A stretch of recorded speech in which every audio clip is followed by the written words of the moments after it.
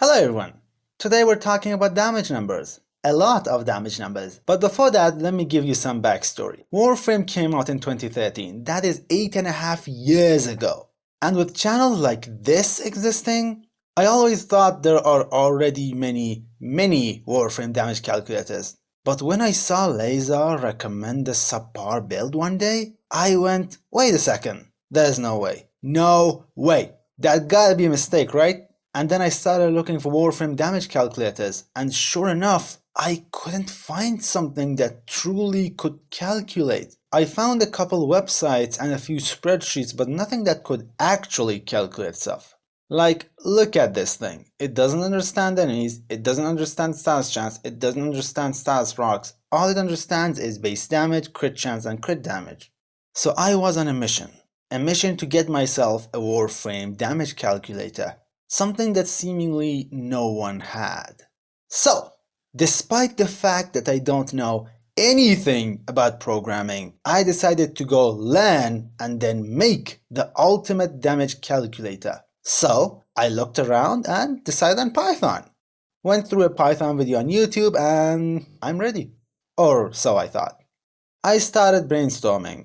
How does Warframe calculate damage? First, we have base damage. Then base damage multipliers. Then each damage type gets its own resistances. Then we have quantization, multi-shot crit chance, status chance, and status proc randoms. Then we have proc effects. Some do damage over time, some do damage increases for certain enemies, some do practically nothing, and some debuff the enemies. Oh, that's why no one made a proper calculator yet. But I do not give up. Where are these zeros coming from? Why? What's wrong? Ah! This whole ordeal took me roughly a month and a half, something like that. I actually started it before the XP video. So let's see what this puppy can do. As you might know, my favorite weapon in game is Phantasma. So let's apply a generic build on it and let's see if it's accurate, shall we? Considering there's a lot of random involved, it is a good idea to run it a few times and then average it out.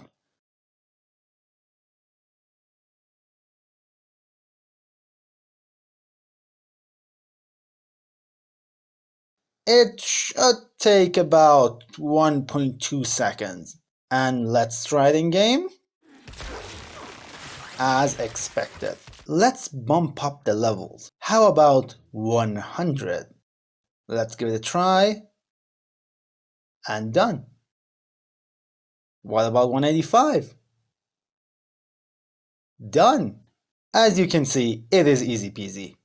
So let's have a look at Cernos Prime, and this time let's go for headshots. Here's the generic build. I ran this a few times and it looks like 2 full headshots is a pretty consistent kill. And let's see.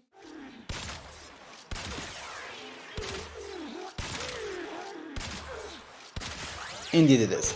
Now which I have such a tool, it can help me in many different ways. Let's say I want to recommend a Corinth Prime build specifically for star chart material. If you didn't know, at lower levels, if you can get enough consistent damage to one shot, adding any more is completely pointless. So you would add just as much is needed for all of the star chart and then focus the rest on increasing DPS, which in this case is by shooting more often, aka stuff like reload mods and fire rate. So let's say a body shot on a corrupted heavy gunner is our reference point. So what is the highest star chart level we have? That would be level 40 at mod. And let's say we go 20 minutes in and reach level 50 enemies. Instead of taking me minutes to try multiple builds on 20 targets each, I can just press a button and run it 1,000 times and see how consistent it is. And I don't even need to have the weapon to do this, though it would probably be a good idea to confirm the consistency in-game as code spaghetti is a thing on both sides. Neither my code is perfect nor the game's code, especially the game's code. Like, no kidding, I could tell you so many things that are ridiculously broken in the damage system. And not small things, but big things. I could also check the consistency of usually inconsistent weapons this way. Let's say I want to see how many shots it takes to kill level 185 with a specific Silver's Prime build. Press of a button, and here's my graph. And then I added another shot and try again, and it's that fast. While trying to get the same data from the game would be extremely boring and time consuming. So the program is great, but is it perfect? No, not anywhere near perfect. I still have quite a lot of things I want to add to it. On that list, I have shield recharge, snipers, melee weapons, stances, blood rush, condition overload, guaranteed procs, multi-hit weapons like Juga or Astilla, multi-fire mode weapons, the conditions and conditional mods, etc. And I also very much would like to learn Python Kiwi to actually be capable of making it an app.